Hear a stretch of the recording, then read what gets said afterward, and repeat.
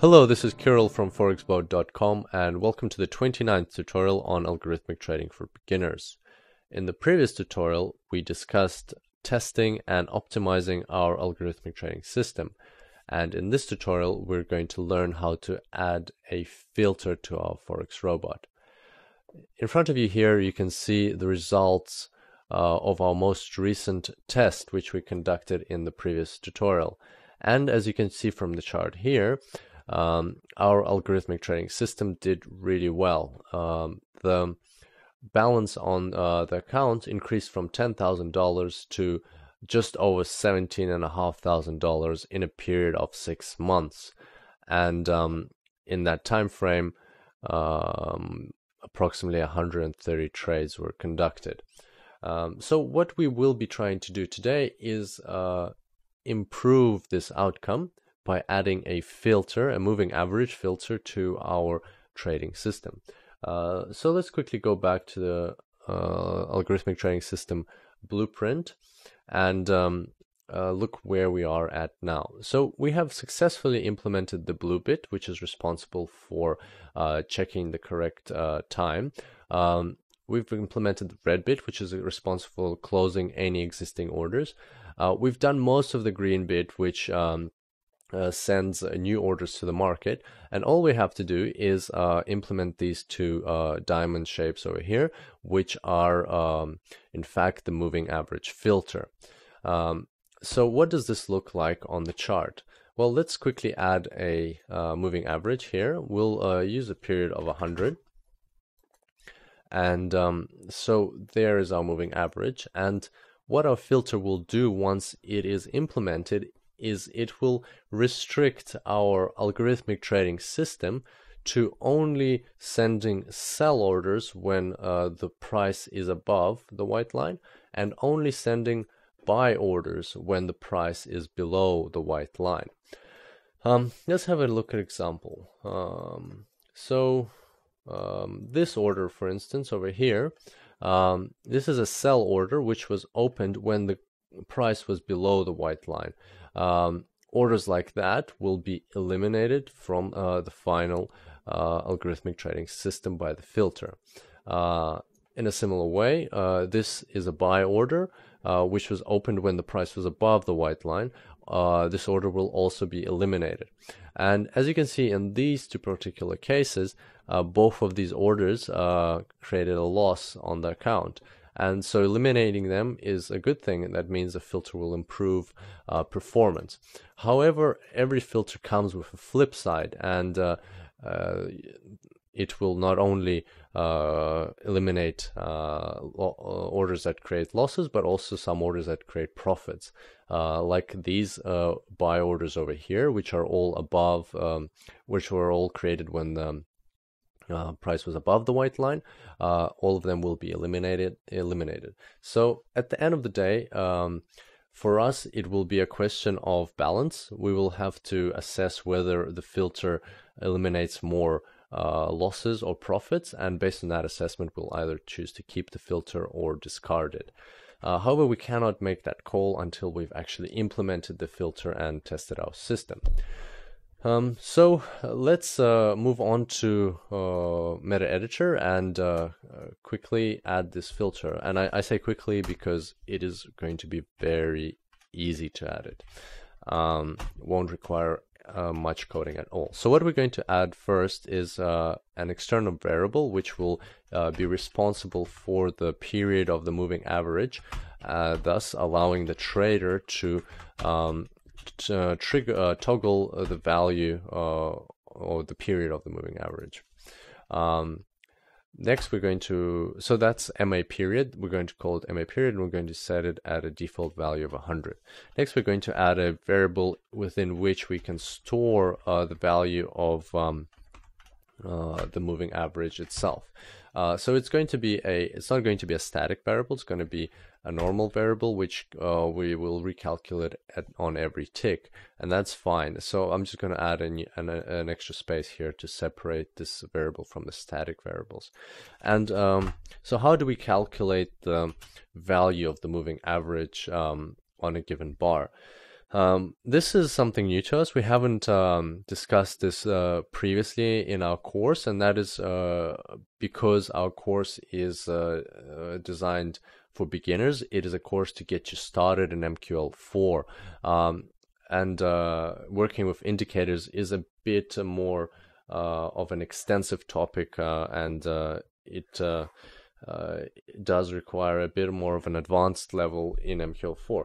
However, having said that, I will also note that working with the moving average is very simple, and I'm sure you will pick up this code really easily.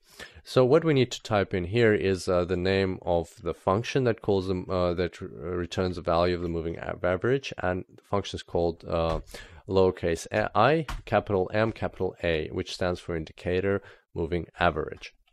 And then we open the brackets, and here we have to pass quite a few parameters. So the first parameter is the symbol, and we could hard code euro, US dollar, or British pound, US dollar here, but we want to make our trading system universal. So we want this Forex robot to be, the users of this Forex robot to be able to attach it to any chart they like. And so that's why here we're going to use the symbol function, just as we do in the order send function when we're creating new market orders.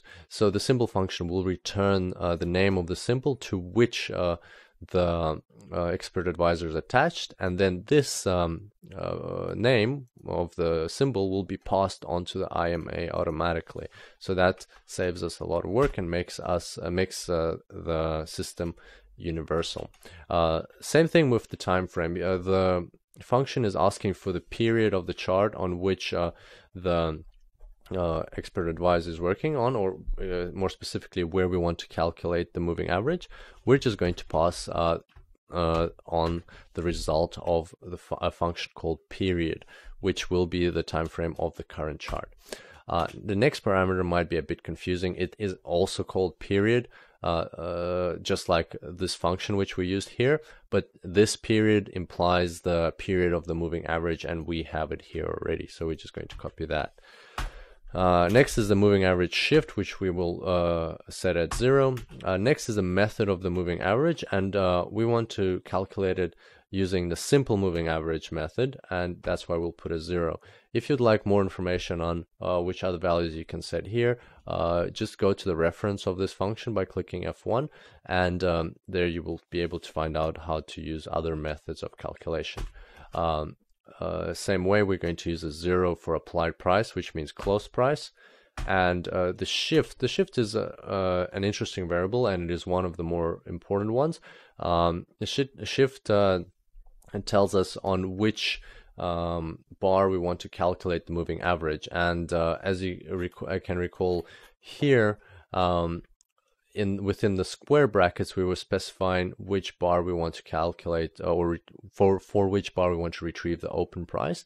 And 0 was the current bar, 1 was the bar to the left of the current bar, 2 was the bar to the left of that bar, and so on. So the bars are numbered from 0 onwards, from right to left.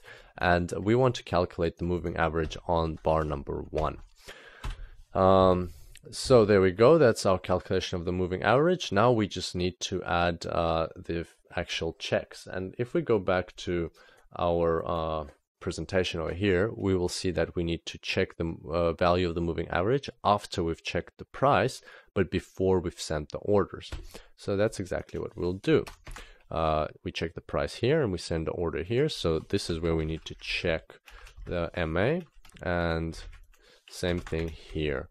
So we'll just implement it right away. So we want to see if the close price for a buy order is less than MA.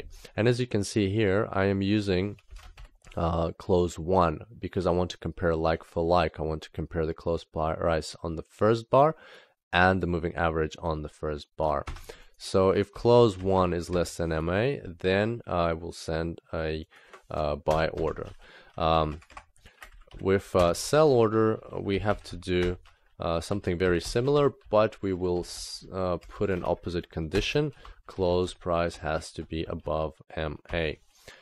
So we'll move this a bit.